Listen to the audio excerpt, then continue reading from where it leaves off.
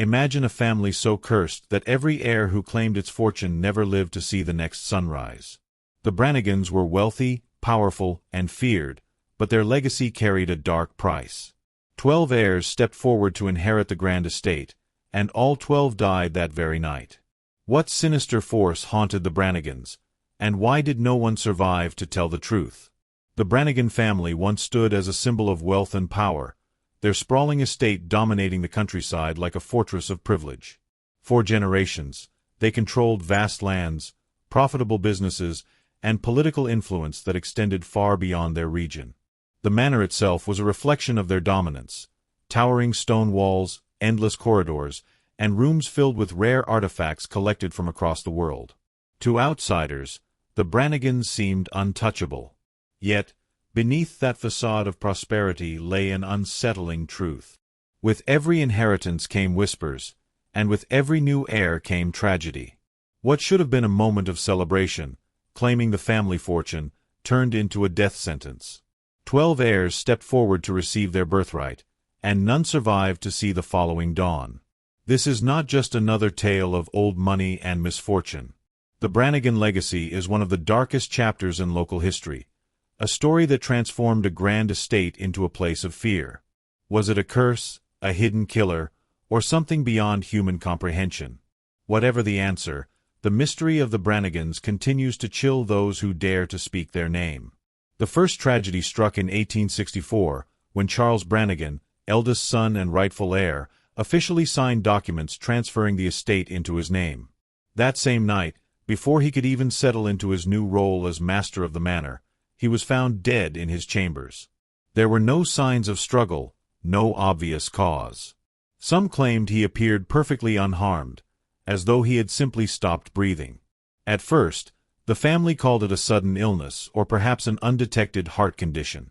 Local doctors gave vague statements, unwilling to challenge the powerful Brannigans but unable to explain the strange, almost peaceful nature of Charles's death.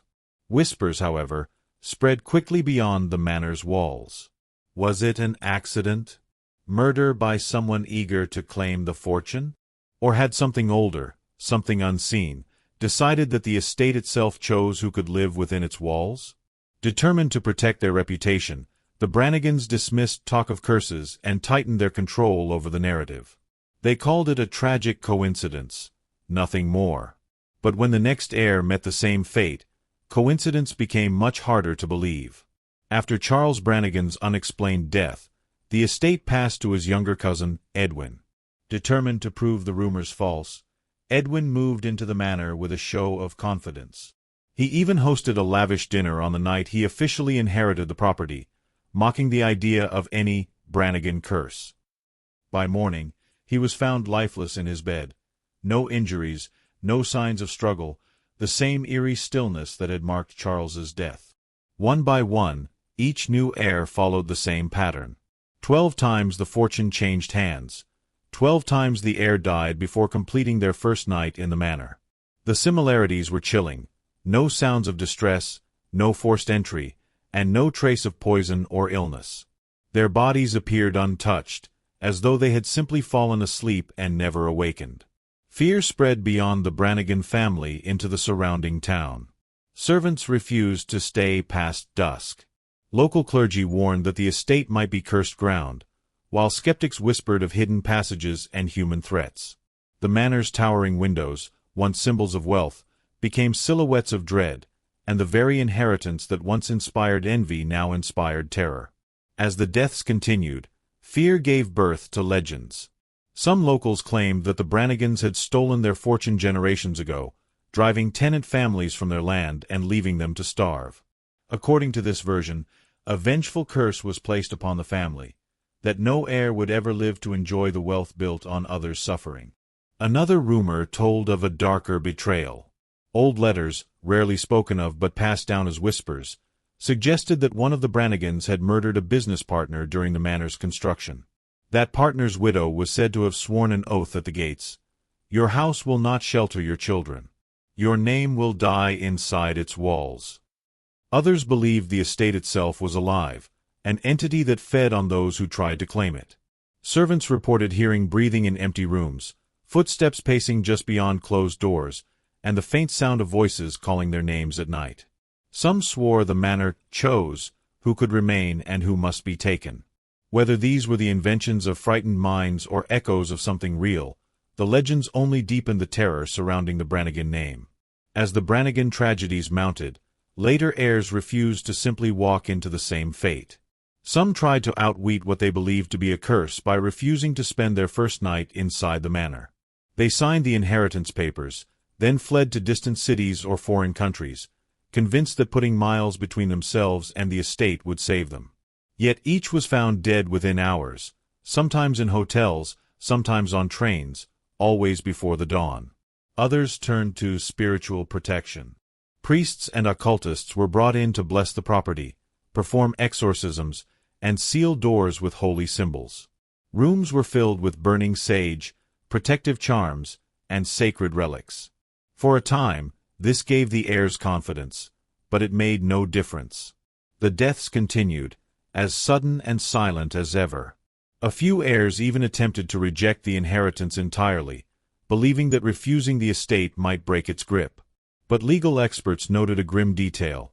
The transfer began the moment the previous heir died. Once their name appeared on the documents, their fate was sealed, whether they accepted it or not.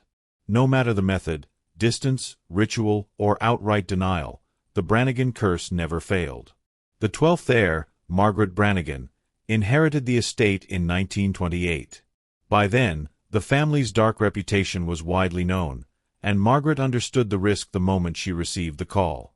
Unlike her predecessors, she made no attempt to mock the curse or defy it with bravado. Instead, she prepared for what she believed might be her last night. She surrounded herself with protection, hired guards, locked doors, even armed herself. Witnesses later said she stayed awake, pacing the grand hall with candles burning in every corner. At midnight, neighbors reported hearing distant echoes, a heavy thud, then silence. By morning, Margaret was found dead at the base of the main staircase. No wounds. No signs of violence. Just the same stillness, as though the house itself had claimed her. After her death, no one stepped forward to claim the Brannigan fortune. The estate was sealed, its gates locked, and its windows shuttered. Over time, the manor fell into decay, yet few dared to approach it. Travelers avoided the road that passed its grounds, and locals warned children never to speak the Brannigan name after dark. Today, the Brannigan estate stands in ruins, its once grand walls choked by ivy and its windows shattered like hollow eyes. Though officially abandoned for decades, locals claim the property is far from empty. Some report flickering lights deep within the halls, even though there is no electricity. Others describe distant piano music drifting across the fields on windless nights, as though an unseen hand still plays for an audience long dead. Ghost hunters and thrill seekers occasionally try to enter the estate, but many leave shaken. Visitors speak of sudden temperature drops, whispers calling their names, and an oppressive feeling, as if the house is aware of them. A few insist they have seen figures watching from the upper windows, their faces pale and indistinct. The legend remains a source of both fear and fascination. To some, it's a cautionary tale about greed and power. To others, it's proof that certain places hold memories too dark to fade. Whether the curse was ever real or merely a chain of tragic coincidences, the Brannigan name continues to evoke the same reaction it has for over a century. Hushed voices, nervous glances, and a lingering question: what truly haunts that house? The story of the Brannigans shows how fear, tragedy, and unanswered questions can grow into a legend that refuses to die. What began as a single unexplained death became a chain of horrors that shaped an entire region's history. Whether the cause was human, supernatural, or something in between, the result was the same: a family destroyed, an estate abandoned, and a curse that people still whisper about generations later. Even now, the Brannigan mystery continues to divide opinions. Was it a series of carefully planned murders?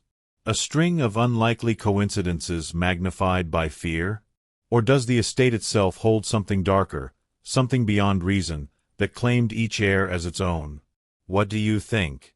Could a house carry a curse powerful enough to end 12 lives, Or is this story just another example of how legends are born?